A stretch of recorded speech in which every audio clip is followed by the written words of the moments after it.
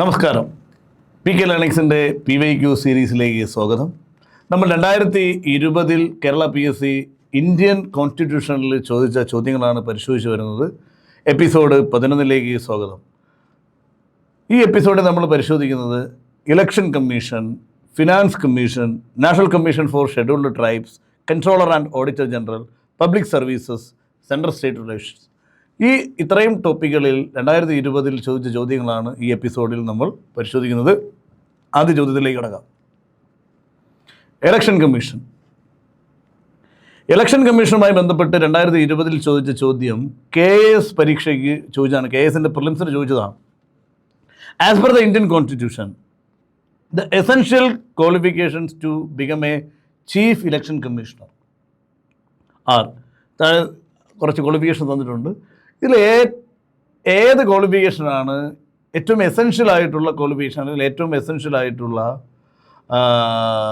യോഗ്യത എന്നാണ് ചോദിച്ചിരിക്കുന്നത്. നമുക്കറിയാം, ഇലക്ഷൻ കമ്മീഷനുമായി ബന്ധപ്പെട്ട അനുച്ഛേദം, ഭരണഘടനാ അനുച്ഛേദം എന്ന് പറയുന്നത് ആർട്ടിക്കിൾ 324 ആണ്. 324 എന്ന് പറയുന്ന അനുച്ഛേദത്തിലാണ് ഇലക്ഷൻ കമ്മീഷനെ സംബന്ധിച്ചും ചീഫ് ഇലക്ഷൻ കമ്മീഷണറെയും അതർ ഇലക്ഷൻ കമ്മീഷണേഴ്സിൻ്റെയൊക്കെ ക്വാളിഫിക്കേഷൻ സംബന്ധിച്ച് പ്രതിപാദിക്കുന്ന, അല്ലെങ്കിൽ പ്രതിപാദിക്കേണ്ട എന്നാണ് നമ്മൾ പറയേണ്ടത്, പ്രതിപാദിക്കേണ്ട അനുച്ഛേദം എന്ന് പറയുന്നത്. പക്ഷേ ഈ അനുച്ഛേദത്തിൽ ചീഫ് ഇലക്ഷൻ കമ്മീഷണറുടെയോ മറ്റ് ഇലക്ഷൻ കമ്മീഷണർമാരുടെയോ യോഗ്യതകളൊന്നും തന്നെ പറഞ്ഞിട്ടില്ല എന്നുള്ളതാണ് നമ്മൾ കൃത്യമായി മനസ്സിലാക്കേണ്ടത്. എന്ന് പറഞ്ഞു കഴിഞ്ഞാൽ ഇവിടെ ഓപ്ഷൻസിൽ should have been in Indian administrative service, അതായത് അഖിലേന്ത്യാ സർവീസ് ആയിട്ടുള്ള ഇന്ത്യൻ അഡ്മിനിസ്ട്രേറ്റീവ് സർവീസിനൊരു മെമ്പർ ആയിരിക്കണം, അല്ലെങ്കിൽ അതിൽ ഉൾപ്പെട്ട ഒരാളായിരിക്കണം എന്നുള്ളതാണ് option A. Should have completed 35 years of age, 35 വയസ്സ് പൂർത്തീകരിച്ചിരിക്കണം. Should have practised law for less than 5 years in any high court, ഹൈക്കോടതികൾ ഒരു ലോ പ്രാക്ടീസ് ചെയ്ത 5 വർഷമെങ്കിലും ലോ പ്രാക്ടീസ് ചെയ്തിരിക്കുന്ന വ്യക്തി ആയിരിക്കണം എന്നുള്ളതാണ് പറയുന്നത്.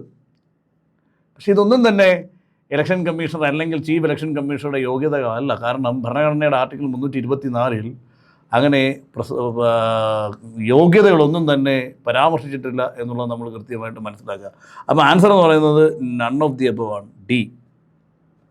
As per the article 324 of the constitution of India, the chief election commissioner is appointed by the president of India. Chief election കമ്മീഷണറെ രാഷ്ട്രപതി നിയമിക്കുന്നു. The constitution does not prescribe, അല്ലെ, ചീഫ് ഇലക്ഷൻ കമ്മീഷണറെ ആർട്ടിക്കിൾ 324 പ്രകാരം രാഷ്ട്രപതിയാണ് നിയമിക്കുന്നത്. The constitution does not prescribe any specific educational or professional or age qualification. ഭരണഘടന ഇത്തരത്തിൽ ഒരു യോഗ്യതകളും നിഷ്കർഷിക്കുന്നില്ല എന്ന് നമ്മൾ കൃത്യമായി മനസ്സിലാക്കുക.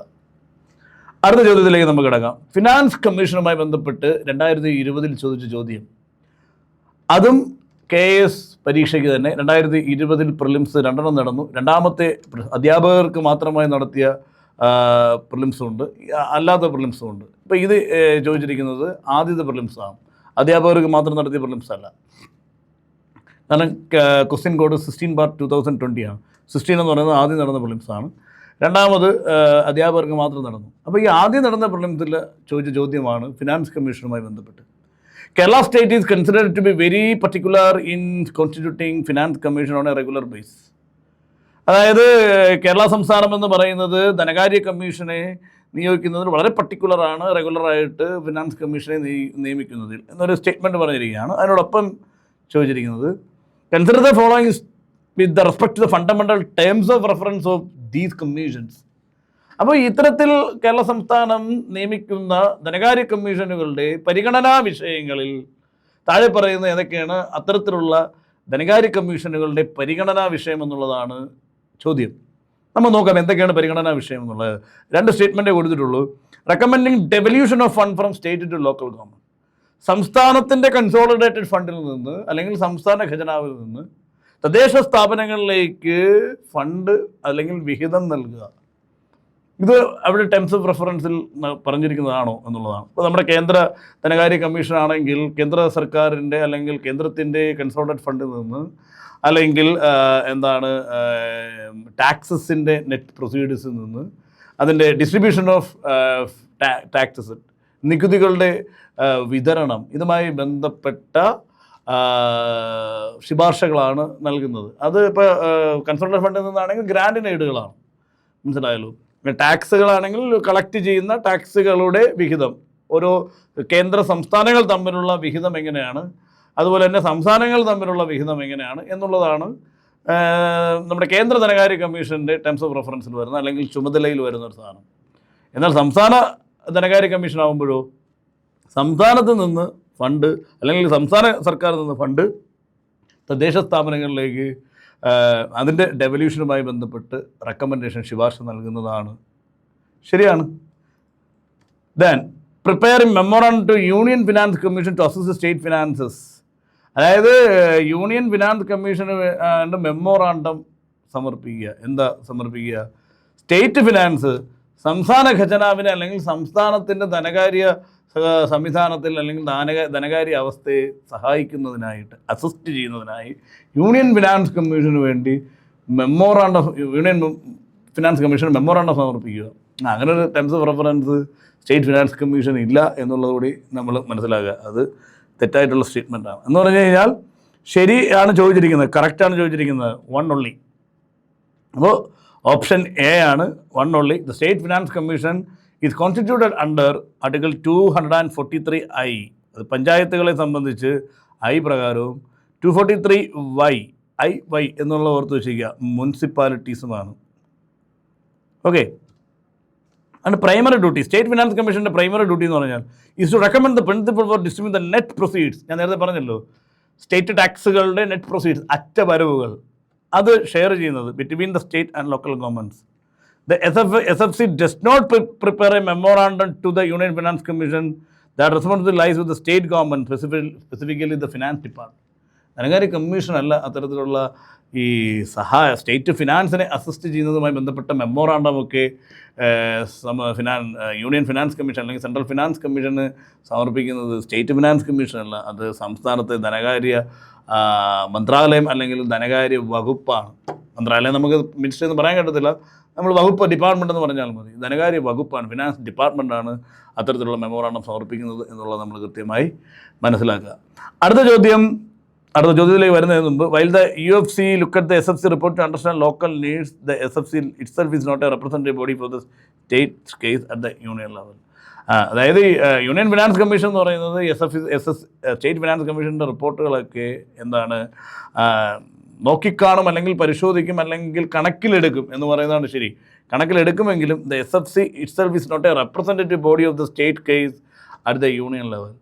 അതായത് കേന്ദ്രതലത്തിൽ SFC എന്ന് പറയുന്നത് ഒരു സ്റ്റേറ്റിനെ റെപ്രസെൻറ്റ് ചെയ്യുന്ന ഒരു ബോഡിയൊന്നും അല്ല, സ്റ്റേറ്റിനെ റെക്കമെൻഡ് ചെയ്യുന്ന ഒരു സ്ഥാപനം എന്നതിനപ്പുറത്തേക്ക് കേന്ദ്രതലത്തിൽ സ്റ്റേറ്റിൻ്റെ ഒരു റെപ്രസെൻറ്റേറ്റീവ് ബോഡിയൊന്നും അല്ല സ്റ്റേറ്റ് ഫിനാൻസ് കമ്മീഷൻ. അതുകൊണ്ട് തന്നെ ആ മെമ്മോറാണ്ടം സമർപ്പിക്കുന്നത് സ്റ്റേറ്റ് ഫിനാൻസ് കമ്മീഷൻ അല്ല, അത് ഫിനാൻസ് ഡിപ്പാർട്ട്മെൻറ്റാണ്. ഓക്കെ.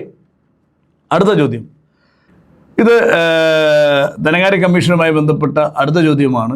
കേന്ദ്ര സർക്കാർ രൂപം നൽകിയ 15ാം ധനകാര്യ കമ്മീഷൻ തലവനാര്? ഇത് 2020 police constable Indian reserve battalion ആ ഒരു പരീക്ഷയിൽ ചോദിച്ച ചോദ്യമാണ്. കേന്ദ്ര സർക്കാർ രൂപം നൽകിയ 15ാം ധനകാര്യ കമ്മീഷൻ. അപ്പോൾ നമുക്ക് കറൻ്റ്ലി റെക്കമെൻഡേഷൻ പീരീഡ് ഉള്ളത് 16ാം ധനകാര്യ കമ്മീഷനാണെന്നുള്ളത് നമ്മൾ മനസ്സിലാക്കുക.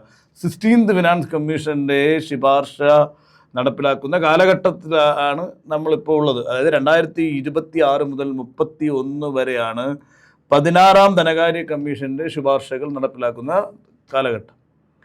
അപ്പോൾ ഇതിന് തൊട്ട് മുന്നേ ഉള്ള ഫിനാൻസ് കമ്മീഷൻ്റെ ആണ് ചോദിച്ചിരിക്കുന്നത് 15th ആരാണെന്നുള്ളത്. 15th ആരാണ്? 15th NK സിംഗ് ആണ്. NK സിംഗ്. ഓക്കെ. അപ്പോൾ നമുക്കിതുമായി ബന്ധപ്പെട്ട എക്സ്പ്ലനേഷൻസ് പരിശോധിക്കാം. 2017 നവംബറിലാണ് NK സിംഗിനെ നന്ദകിഷോർ സിംഗ് എന്ന് പൂർണ്ണ നാമമുള്ള 15ാം ധനകാര്യ commission Nandakumar NK Singh commission ചെയർമാനായി കേന്ദ്ര സർക്കാർ നിയമിച്ചത്. ധനകാര്യ കമ്മീഷനെ നിയമിക്കുന്നത് എന്താണ്? രാഷ്ട്രപതിയാണ്. ഭരണഘടനയുടെ അനുച്ഛേദം 280 പ്രകാരം രാഷ്ട്രപതിയാണ് ധനകാര്യ കമ്മീഷനെ രൂപീകരിക്കുന്നത്, കോൺസ്റ്റിറ്റ്യൂട്ട് ചെയ്യുന്നത്. 16ാം ധനകാര്യ കമ്മീഷൻ്റെ അധ്യക്ഷൻ നമ്മൾ പറഞ്ഞല്ലോ, നിലവിൽ 2026 മുതൽ 31 വരെയുള്ള കാലയളവിൽ 16ാം ധനകാര്യ കമ്മീഷൻ്റെ ശുപാർശകൾ നടപ്പിലാക്കുന്ന കാലയളവാണ്. ആ 16ാം ധനകാര്യ കമ്മീഷൻ്റെ ചെയർമാൻ എന്ന് പറയുന്നത് പ്രമുഖ സാമ്പത്തിക ശാസ്ത്രജ്ഞനും നീതി ആയോഗിൻ്റെ മുൻ വൈസ് ചെയർമാനുമായ അരവിന്ദ് പനഗരിയാണ് നിലവിൽ 16ാം ധനകാര്യ കമ്മീഷൻ്റെ ചെയർമാൻ എന്ന് പറയുന്നത്. അരവിന്ദ് പനഗരി. അപ്പോൾ ഒന്നുകൂടെ പറയാം, 15 NK സിംഗ്, 16 അരവിന്ദ് പനഗരിയ. അപ്പോൾ നിങ്ങൾ ഈ വീഡിയോ കാണുമ്പോൾ കമൻറ്റ് ചെയ്യുക, 12 മുതലെങ്കിലും നമ്മൾ അറിഞ്ഞിരിക്കുക. 12 13 14. ഓക്കെ, 12 13 14. 12 മുതലുള്ള ധനകാര്യ കമ്മീഷൻ ചെയർമാൻമാരെ നമ്മൾ പഠിച്ചു വയ്ക്കുക. 12th ഫിനാൻസ് കമ്മീഷൻ ചെയർമാനാർ, 13th ഫിനാൻസ് കമ്മീഷൻ ചെയർമാനാർ, 14th ഫിനാൻസ് കമ്മീഷൻ ചെയർമാനാർ. ഈ 3 ഇതും നിങ്ങൾ കൃത്യമായിട്ട് കമൻറ്റ് ചെയ്യുക. 15ഉം 16ഉം നമ്മൾ ഓൾറെഡി പഠിച്ചു കഴിഞ്ഞു. 15 NK സിംഗ്, 16 അരവിന്ദ് പനഗരിയ. അടുത്ത ചോദ്യത്തിലേക്ക് നമുക്ക് കിടക്കാം. അതിന് മുന്നേ നമുക്ക് 1-2 കാര്യങ്ങൾ പറയാനുണ്ട്. 2023 ഡിസംബർ 31-നാണ് കേന്ദ്ര സർക്കാർ ഈ കമ്മീഷനെ രൂപീകരിച്ചത്. രൂപീകരിച്ച വർഷവും തീയതിയും നമുക്ക് അത്ര ഇമ്പോർട്ടൻ്റ് അല്ല, പക്ഷേ അറിഞ്ഞിരിക്കേണ്ട ഈ കമ്മീഷൻ്റെ ശുപാർശകൾ ബാധകമാവുന്നത് 2026, ഞാൻ പറഞ്ഞല്ലോ, ഏപ്രിൽ 1 മുതൽ 2031 മാർച്ച് 31 വരെ. 2026 തുടങ്ങുന്ന ധനകാര്യ വർഷം മുതൽ 2031 അവസാനിക്കുന്ന ധനകാര്യ വർഷം വരെയാണ് ഇവരുടെ ശുപാർശകൾ ബാധകമാവുക. 5 വർഷത്തേക്കുള്ള ശുപാർശകളാണ്. ഓക്കെ, അടുത്ത ചോദ്യത്തിലേക്ക് കിടക്കുക. National commission for scheduled tribes, ദേശീയ പട്ടികവർഗ കമ്മീഷനുമായി ബന്ധപ്പെട്ട് 2020 ചോദിച്ച ചോദ്യമാണ് നമ്മൾ അടുത്ത് പരിശോധിക്കുന്നത്. ദേശീയ പട്ടികവർഗ കമ്മീഷൻ്റെ ആദ്യ ചെയർമാൻ, ഫസ്റ്റ് ചെയർമാൻ. അപ്പോൾ നമുക്ക് ഈ ആദ്യ ചെയർമാൻ ചോദിക്കുമ്പോഴത്തേക്ക് നമ്മൾ അറിഞ്ഞിരിക്കണം, ദേശീയ പട്ടികവർഗ കമ്മീഷൻ എന്ന് പറയുന്ന ഒരു സെപ്പറേറ്റ് കമ്മീഷൻ ഏത് വർഷം ഏത് ഭരണഘടനാ ഭേദഗതി പ്രകാരം വരികയും അതുമായി ബന്ധപ്പെട്ട് ഭരണഘടനയിൽ കൂട്ടിച്ചേർക്കപ്പെട്ട അനുച്ഛേദം ഏതാണെന്നുള്ളതുകൂടി നമ്മൾ കൃത്യമായി അറിഞ്ഞിരിക്കുക. കാരണം അതിന് മുന്നേ national commission for SC and ST ആയിരുന്നു, ദേശീയ പട്ടികജാതി പട്ടികവർഗ കമ്മീഷനായിരുന്നു, ഒറ്റ കമ്മീഷനായിരുന്നു. എന്നാൽ 2003 89ാം ഭരണഘടനാ ഭേദഗതി പ്രകാരം 2 കമ്മീഷൻ ആക്കുകയും കമ്മീഷനെ രണ്ടാക്കുകയും 338A എന്ന് പറയുന്ന ഒരു ആർട്ടിക്കിൾ ഇൻസേർട്ട് ചെയ്ത് അതെന്താക്കി, നാഷണൽ കമ്മീഷൻ ഫോർ ST ആക്കി. അങ്ങനെ ആ 2003 ആദ്യമായിട്ട് ഈ നാഷണൽ കമ്മീഷൻ ഫോർ STയുടെ ചെയർമാനായ ആരാണെന്നുള്ളതാണ് ചോദ്യം.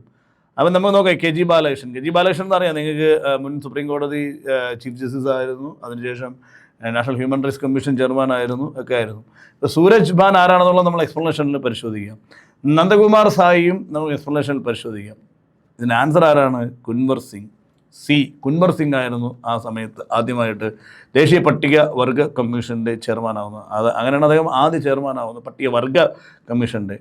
ഭരണഘടനയുടെ 89ാം ഭേദഗതി, ഞാൻ പറഞ്ഞല്ലോ 89ാം ഭേദഗതി 2003, വളരെ ഇമ്പോർട്ടൻ്റ് ആണ് അല്ലേ. പട്ടികജാതിക്കാർക്കും പട്ടികവർഗക്കാർക്കുമായി പ്രത്യേക കമ്മീഷനുകൾ രൂപീകരിച്ചത് ഈ ഒരു ഭരണഘടനാ ഭേദഗതി പ്രകാരമാണ്.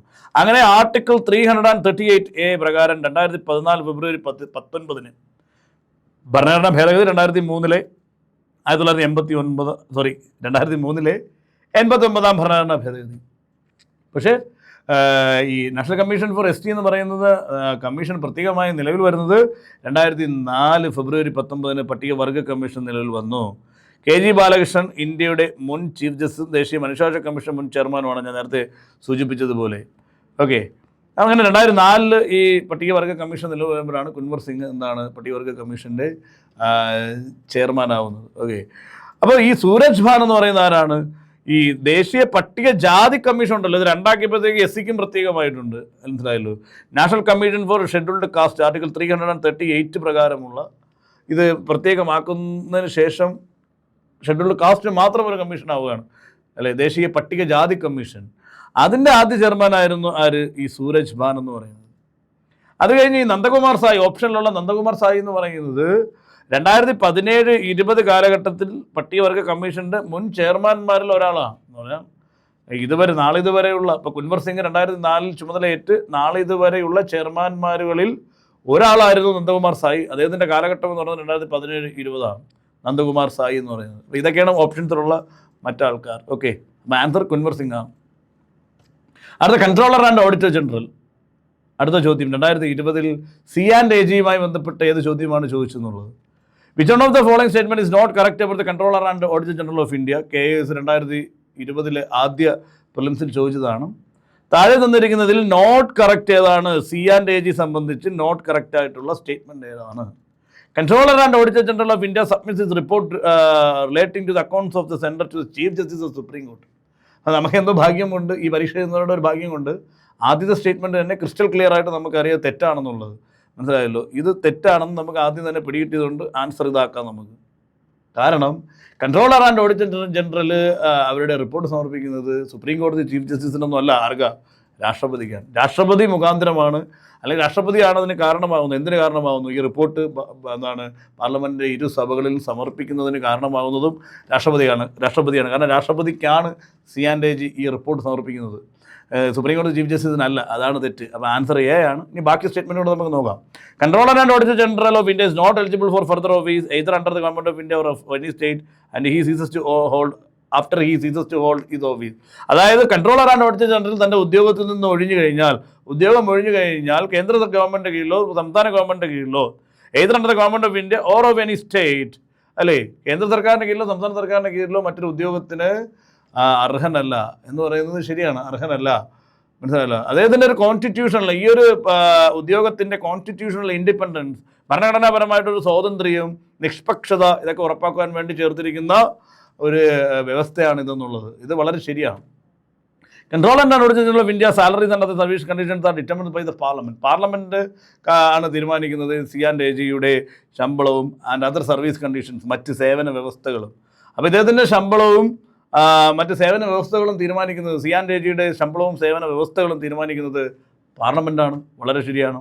കൺട്രോളർ, ഇതൊക്കെ ശരിയാണ്. Control and Auditor General of India advise the President with regard to prescription of the form in which the accounts of the centre and the state shall be kept. അതായത് കേന്ദ്രത്തിൻ്റെയും സംസ്ഥാനത്തിൻ്റെയും കണക്കുകൾ, അക്കൗണ്ടുകൾ എത്തരത്തിലാണ് സൂക്ഷിക്കേണ്ടത്, ഏത് തരത്തിലാണ് സൂക്ഷിക്കേണ്ടത് എന്ന് രാഷ്ട്രപതിയെ അഡ്വൈസ് ചെയ്യുന്നത് C&AG ആണ്. C&AGയുടെ പ്രധാന ചുമതലകളിൽ ഒന്നാണ്. അതും വളരെ ശരിയാണ്. മനസ്സിലായല്ലോ. ഓക്കെ, അപ്പം നമുക്കിതിൻ്റെ explanation നോക്കാം. Under Article 151 of the Constitution, the C&AG submits audit report to the of the Union to the President, not the Chief Justice of India. അല്ലേ, പ്രസിഡന്റ് ഓഫ് ഇന്ത്യ ആണ്. Who then causes them to be laid before each house of parliament. അദ്ദേഹമാണ് രാഷ്ട്രപതിയാണ് പിന്നീട് പാർലമെൻറ്റിൻ്റെ ഇരു സഭകളിലും ഈ report വയ്ക്കുന്നതിന് കാരണമാകുന്നത്. മനസ്സിലായല്ലോ. രാഷ്ട്രപതിക്കാണ് സമർപ്പിക്കുന്നത്. അനുച്ഛേദം 151 പ്രകാരം, 151 പ്രകാരം. ഓക്കെ, അത് പബ്ലിക് സർവീസസുമായി ബന്ധപ്പെട്ട്, പൊതു സർവീസുകളുമായി ബന്ധപ്പെട്ട് 2020 ചോദിച്ച ചോദ്യം എന്താണെന്ന് നമ്മൾ പരിശോധിച്ച് നോക്കാം. Which article of the Indian constitution deals with the doctrine of pleasure. അപ്പോൾ എന്താണ് ഈ ഡോക്ട്രിൻ ഓഫ് പ്ലഷർ എന്നുള്ളത് നമ്മൾ മനസ്സിലാക്കണം. ആദ്യം ഡോക്ട്രിൻ ഓഫ് പ്ലഷർ എന്താണെന്ന് മനസ്സിലാക്കുന്നതിന് മുന്നേ ഞാൻ ആർട്ടിക്കിൾ പറഞ്ഞു തരാം. ആർട്ടിക്കിൾ എന്താണ്? ആർട്ടിക്കിൾ 310. ആൻസർ ചോദിച്ചിരിക്കുന്നത് assistant labour officer grade 2 labour department എന്ന പരീക്ഷയ്ക്കാണ് ഈ ചോദ്യം ചോദിച്ചിരിക്കുന്നത്. ആർട്ടിക്കിൾ 310 ആണ് ഡോക്ട്രിൻ ഓഫ് പ്ലഷർ എന്ന് പറയുന്നത്. എന്താ ഡോക്ട്രിൻ ഓഫ് പ്ലഷർ എന്നുള്ളത് നോക്കാം നമുക്ക്. അപ്പോൾ ആൻസർ എ ആണെന്ന് എനിക്ക് ഇവിടെ കിട്ടി. Article 310 states that every person who is a member of a civil service of the Union or an all India service hold office during the pleasure of the President, and members of state service hold office during the pleasure of the Governor. കണ്ടോ?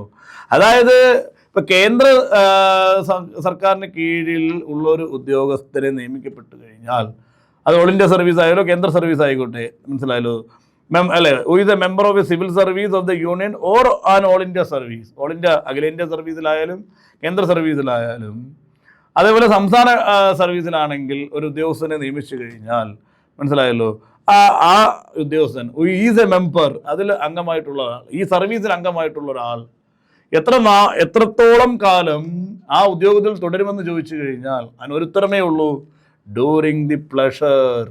അതിപ്പോൾ കേന്ദ്ര service അല്ലെങ്കിൽ അഖിലേന്ത്യാ service ആകുമ്പോൾ during the pleasure of the president എന്ന് പറഞ്ഞാൽ രാഷ്ട്രപതിക്ക് ഇഷ്ടമുള്ളിടത്തോളം കാലം. മനസ്സിലായല്ലോ. സംസ്ഥാനത്തിൻ്റെ നോക്കുകയാണെങ്കിൽ during the pleasure of governor.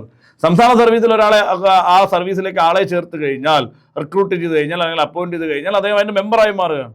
അത്തരത്തിലൊരു മെമ്പർ, സ്റ്റേറ്റ് സർവീസിലൊരു അംഗമായിട്ടുള്ള ഒരാൾ എത്രത്തോളം കാലം ഉദ്യോഗത്തിൽ തുടരുമെന്ന് ചോദിച്ചു കഴിഞ്ഞാൽ ഗവർണർക്ക് ഇഷ്ടമുള്ളിടത്തോളം കാലം, during the pleasure of the governor. ഇതിനെയാണ് നമ്മൾ എന്ന് പറയുന്നത് ഡോക്ട്രിൻ ഓഫ് പ്ലഷർ എന്ന് പറയുന്നത്. ഇത് ആർട്ടിക്കിൾ ഏതെന്ന് ചോദിച്ചു കഴിഞ്ഞാൽ ആർട്ടിക്കിൾ 310. ഇനി ആർട്ടിക്കിൾ ഈ പബ്ലിക് സർവീസുമായി ബന്ധപ്പെട്ട് മറ്റൊരു ആർട്ടിക്കിളാണ് ആർട്ടിക്കിൾ 311, 312, 313 ഒക്കെ. മനസ്സിലായല്ലോ. അപ്പോൾ ഈ 311 എന്താ പറയുന്നത്? 311 acts as a safeguard to Article 310, providing protection against arbitrary dismissal or reduction in rank.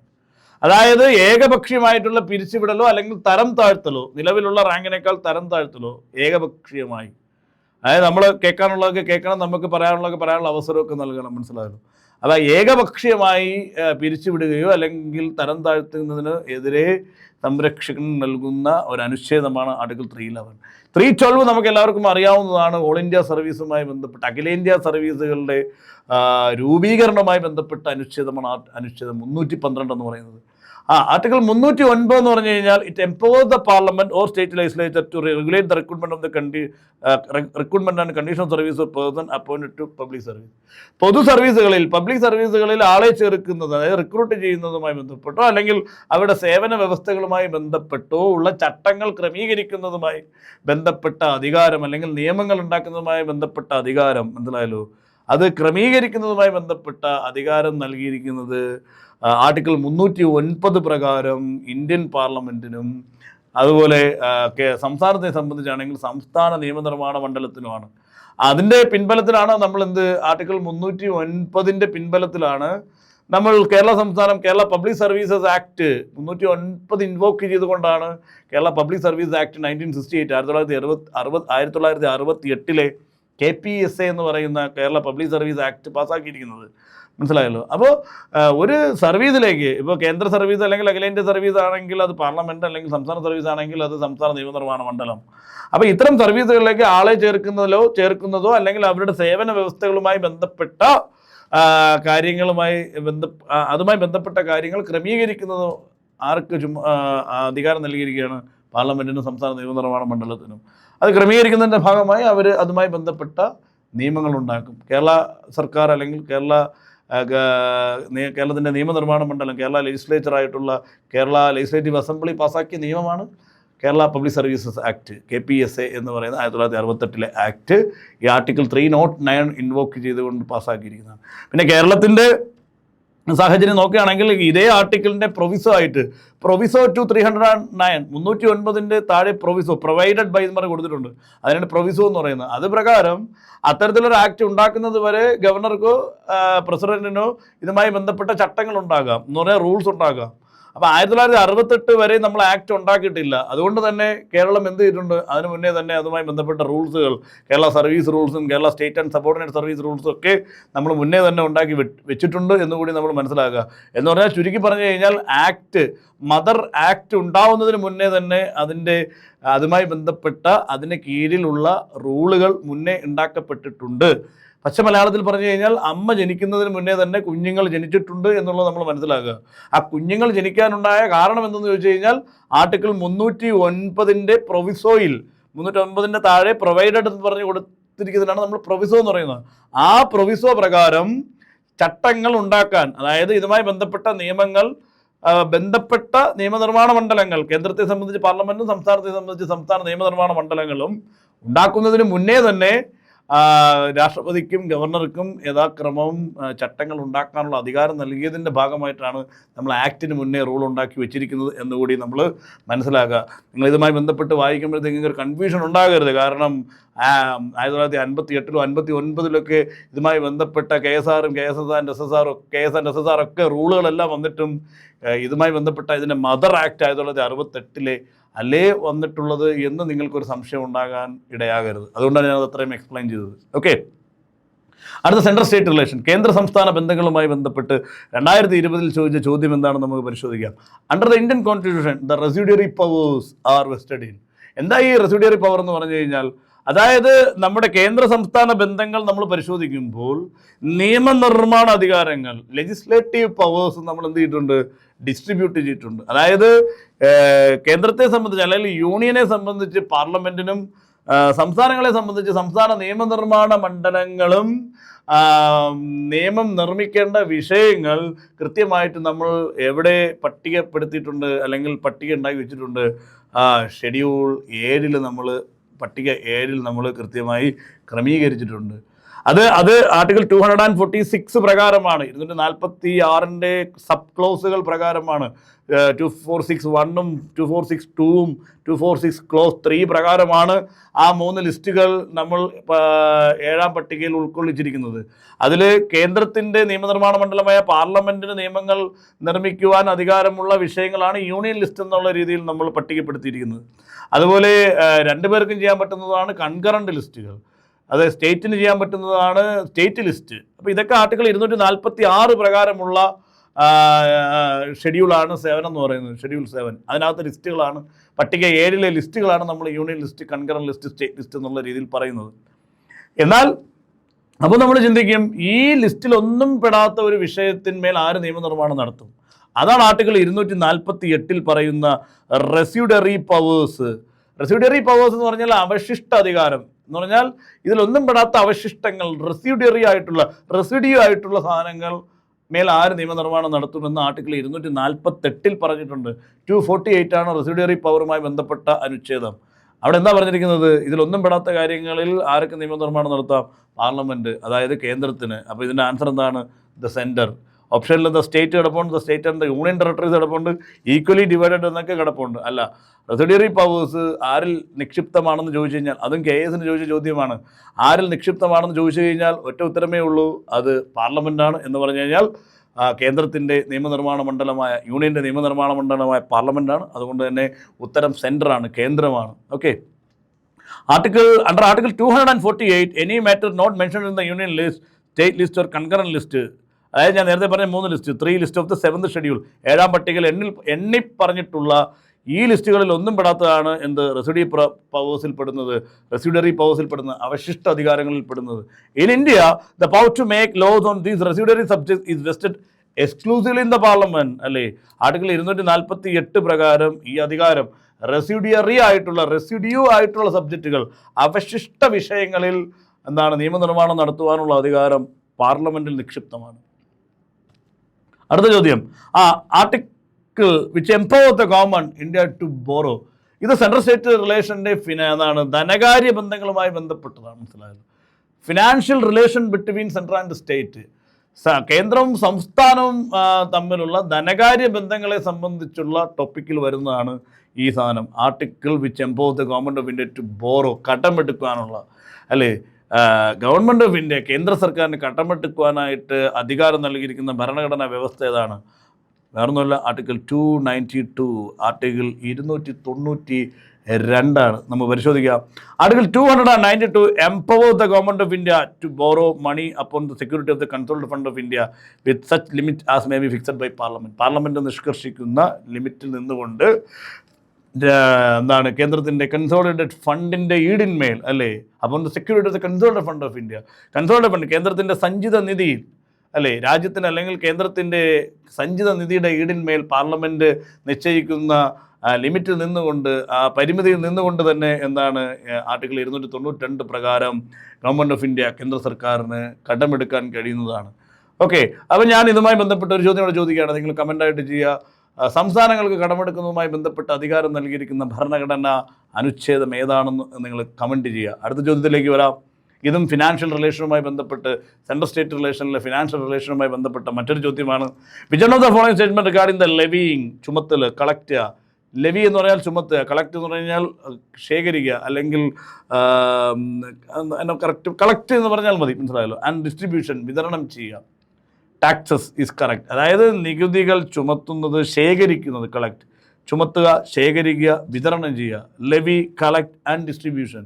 അപ്പോൾ നികുതികൾ ചുമത്തുന്നതും ശേഖരിക്കുന്നതും അതുപോലെ വിതരണം ചെയ്യുന്നതുമായി ബന്ധപ്പെട്ട് താഴെ പറയുന്ന പ്രസ്താവനകളിൽ ഏതാണ് ശരി എന്നാണ് ചോദിച്ചിരിക്കുന്നത്. നോക്കാം നമുക്ക് ഏതൊക്കെയാണ് ശരി എന്നുള്ളത്. The union government levees, collects and distribute the proceeds of income tax between itself and the state. അതായത് യൂണിയൻ ഗവൺമെൻറ്, കേന്ദ്ര സർക്കാർ ലെവി ചെയ്യുന്നു, ചുമത്തുന്നു, കളക്ട് ചെയ്യുന്നു, ശേഖരിക്കുന്നു, ഡിസ്ട്രിബ്യൂട്ട് ദ പ്രൊസീഡ്സ്, വിതരണം ചെയ്യുന്നു. എന്താ? The proceeds of income tax, അതിൻ്റെ വരവുകൾ, മനസ്സിലായില്ലേ? ആർക്കിടയിൽ വിതരണം ചെയ്യുന്നു എന്നുള്ളതാണ്, മനസ്സിലായില്ലേ? അപ്പോൾ കേന്ദ്ര സർക്കാർ ചുമത്തുന്നു, ശേഖരിക്കുകയും ചെയ്യുന്നു, പക്ഷേ അതെന്ത് ചെയ്യുന്നു? ഡിസ്ട്രിബ്യൂട്ട് ചെയ്യുന്നു. അതിൻ്റെ വരവുകൾ, പ്രൊസീഡ്സ് അല്ലെങ്കിൽ വരവുകൾ എന്ത് ചെയ്യുന്നു? ഡിസ്ട്രിബ്യൂട്ട് ചെയ്യുന്നു. ആർക്കിടയിൽ? ബിറ്റ്വീൻ ഇറ്റ്സെൽഫ്, കേന്ദ്രത്തിനും സംസ്ഥാനങ്ങൾക്കും ഇടയിൽ എന്ത് ചെയ്യുന്നു? വിതരണം ചെയ്യുന്നു. ഇത് ശരിയാണോ എന്നുള്ളതാണ്. ശരിയാണ്. ഇൻകം ടാക്സിൻ്റെ കേസിൽ അങ്ങനെ തന്നെയാണ്. അപ്പോൾ അതാണ് ശരി. അപ്പോൾ എ ആണ് ശരി. ബാക്കിയുള്ളതിൽ തെറ്റെന്താണ് നമുക്ക് നോക്കാം.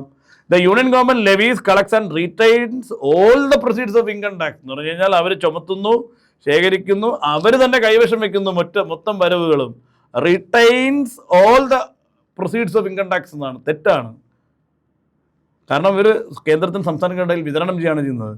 The union government levies and collects the tax and all the proceeds are distributed among the state. അവർ ലെവി ചെയ്യുന്നു, കളക്ട് ചെയ്യുന്നു, ചുമത്തുന്നു, ശേഖരിക്കുന്നു. വിതരണം ചെയ്യുന്നത് അവർക്കൊരു ഭാഗമില്ല, മൊത്തം സംസ്ഥാനങ്ങൾക്കിടെ വിതരണം ചെയ്യുന്നു. അങ്ങനെയല്ല. ഓപ്ഷൻ എ ശരിയായതുകൊണ്ട് സ്വാഭാവികമായിട്ട് എന്നിട്ടാണ്. Only the surcharge.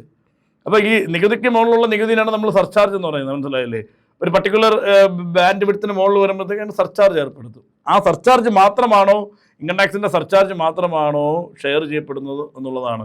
Only the surcharge levied on income tax shared between the union and state.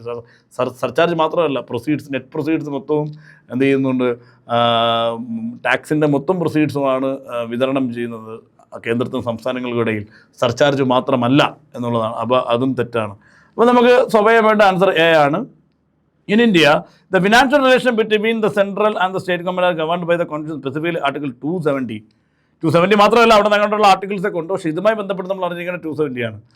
Deal with the distribution of taxes including income tax. The power to levy, അതായത് taxation authority, ആരാണ് levy ചെയ്യുന്നത്, ചുമത്തുന്നത് അല്ലെങ്കിൽ ഏർപ്പെടുത്തുന്നത്. And collect taxes on income, ആരാണ് ശേഖരിക്കുന്നത്, other than agricultural income, കാർഷിക സംബന്ധമായിട്ടുള്ള വരുമാനം ഒഴികെയുള്ള ഇൻകം ടാക്സ് എന്നുള്ളതാണ്. മനസ്സിലായല്ലോ?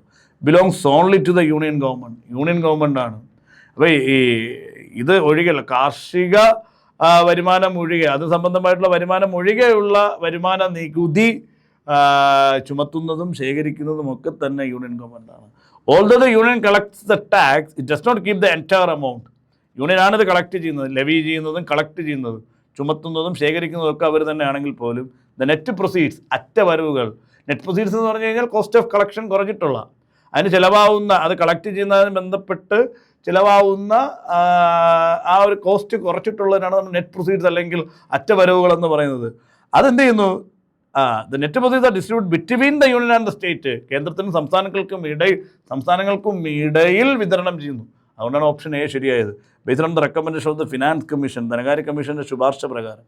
മനസ്സിലായല്ലോ? നമ്മൾ ആദ്യം ഫിനാൻസ് കമ്മീഷൻ്റെ ചോദ്യം പരിശോധിച്ചപ്പോൾ പറഞ്ഞു അല്ലേ, കേന്ദ്ര ധനകാര്യ കമ്മീഷൻ എന്ന് പറയുന്നത് ഇത്തരത്തിലുള്ള ടാക്സുകൾ, നെറ്റ് പ്രൊസീഡ്സ് ഏത് രീതിയിൽ വിതരണം ചെയ്യണം, കേന്ദ്രത്തിനും സംസ്ഥാനങ്ങൾക്കിടയിൽ എങ്ങനെയാണ് വിതരണം, സംസ്ഥാനങ്ങൾക്കിടയിൽ എങ്ങനെയാണ് വിതരണം ചെയ്യുന്നത് എന്ന് ഉള്ള റെക്കമെൻഡേഷൻ നൽകുന്നത് ഫിനാൻസ് കമ്മീഷനാണ്. അപ്പോൾ ഫിനാൻസ് കമ്മീഷൻ്റെ ആ ശുപാർശയിന്മേലാണ് ഇത്തരത്തിലുള്ള വിതരണം നൽകുന്നത്, വിതരണം ചെയ്യുന്നത്. അപ്പോൾ ഇതാണ് സെൻട്രൽ സ്റ്റേറ്റ് റിലേഷനുമായി ബന്ധപ്പെട്ട്, ഫിനാൻഷ്യൽ റിലേഷനുമായി ബന്ധപ്പെട്ട് 2020 ചോദിച്ച ചോദ്യം. അപ്പോൾ ഇതോടുകൂടി നമുക്ക് ഈ എപ്പിസോഡ് കഴിഞ്ഞിട്ടുണ്ട്. അടുത്ത എപ്പിസോഡിൽ 2020 ഇതിന് ശേഷമുള്ള ടോപ്പിക്കുകളിൽ എന്തൊക്കെ ചോദിച്ചിട്ടുണ്ട്, അത്തരം ചോദ്യങ്ങൾ നമുക്ക് പരിശോധിക്കാം. അടുത്ത എപ്പിസോഡിൽ കാണാം. Thank you.